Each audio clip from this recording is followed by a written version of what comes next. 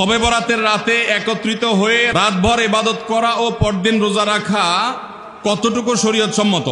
ভাইয়েরা আমার, শবে বরাত উপলক্ষে রাতভর একত্রিত হয়ে মসজিদে ইবাদত বন্দেগী করা কোনো হাদিস দ্বারা প্রমাণিত নয়।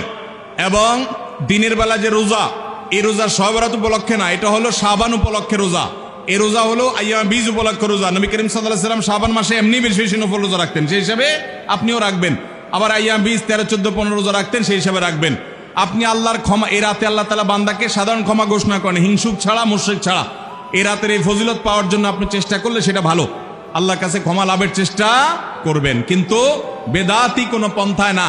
অনেকে বলে যে এত রাকাত নামাজ, অমুকটা অত সূরা এত রাকাতে পড়তে হবে, এগুলা মন গড়া কথাবার্তা, এগুলার কোনো ভিত্তি কোরআন হাদিসে নাই।